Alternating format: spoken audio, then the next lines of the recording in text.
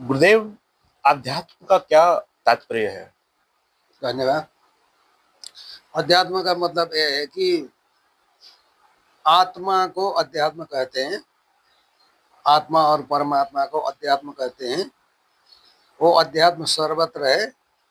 वो अध्यात्म जानने के लिए ये जानना ही पड़ता है, सबको जानना ही पड़ता है।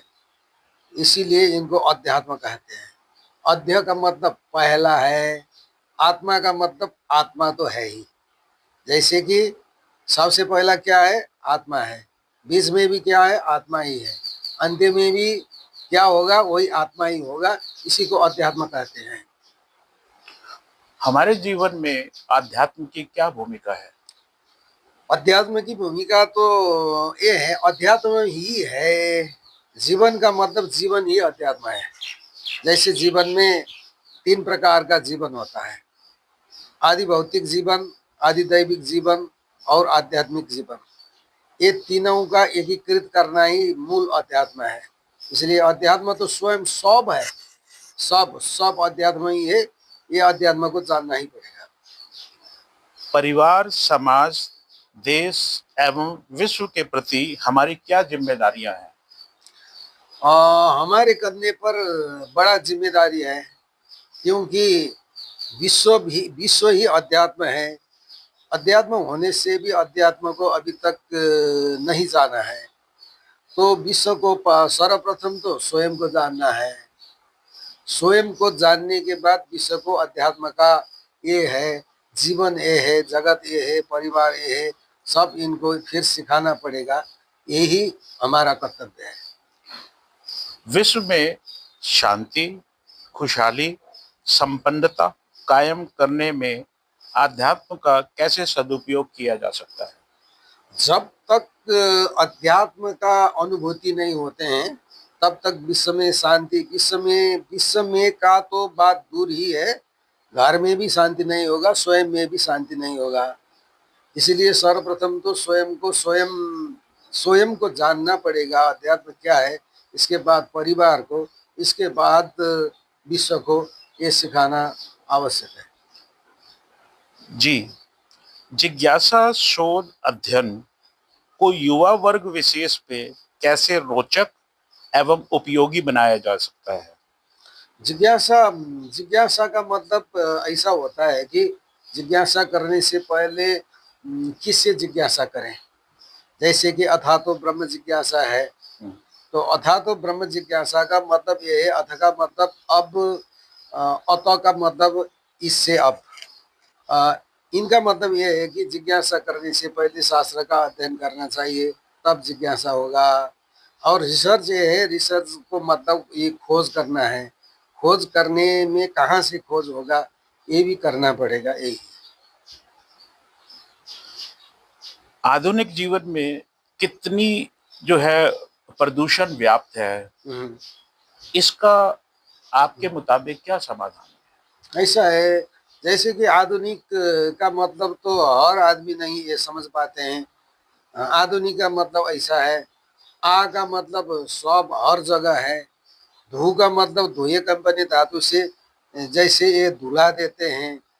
और क का मतलब ब्रह्म आत्मा है। जिसने आत्मा को जान लिया वही आधुनिक है। जिसने आत्मा को नहीं जाना वो आधुनिक नहीं है, वो रूढ़िवादी है? है। इसीलिए विश्व अभी रूढ़िवादी अवस्था में चल रहा है।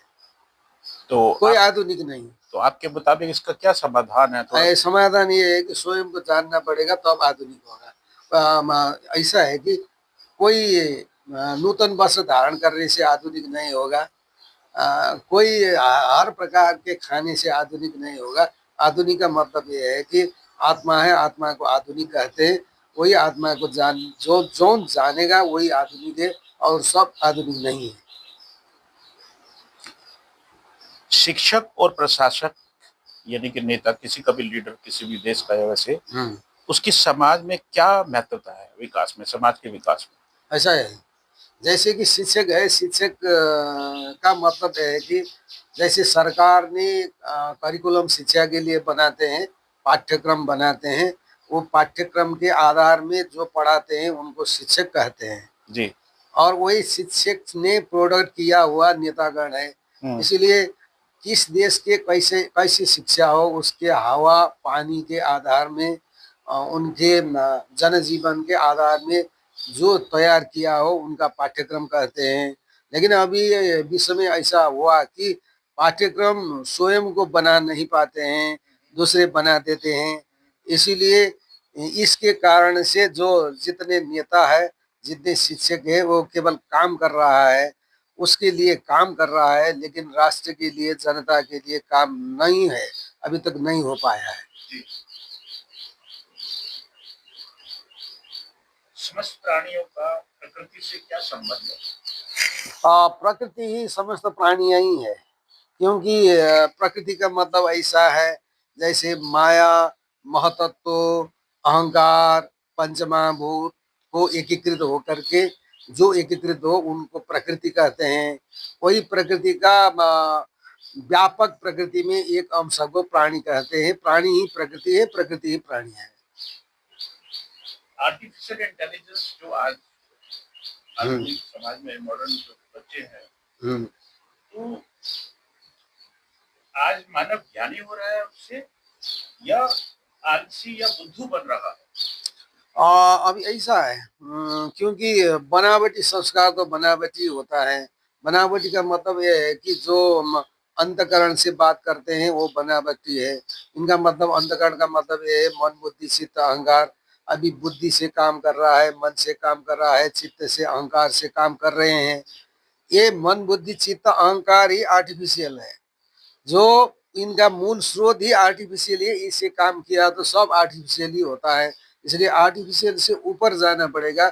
जो ऊपर जाए, ऊपर का मतलब ये है कि आत्मा क्या है कैसे जाने, ये जो जानते हैं उसी को मॉडर्न कहते हैं। ये मॉडर्न शोडर्न कोई भी नहीं है, ये तो अभी तो अंधाधुंधा रूढ़िवादी संस्कार, रूढ़िवादी संस्कृति विश्व भर चल रहा है। भारत और नेपाल के संबंधों पर आपके क्या विचार? भारत ऐसा है, ये आर्यवर्त मुलुक है। आर्यवर्त भारत भी आर्यवर्त मुलुक है, नेपाल भी आर्यवर्त मुलुक है। जैसे आर्यवर्त में 4 प्रकार के देश होते हैं, जैसे ब्रह्मावर्त है, ऋषि देश है, मध्य देश है और एकीय देश है। इसी आर्यवर्त के 4 देश मध्य का एक देश है, ये नेपाल है। इनका नाम एकीय देश है और तीनों देश अभी भारत में है।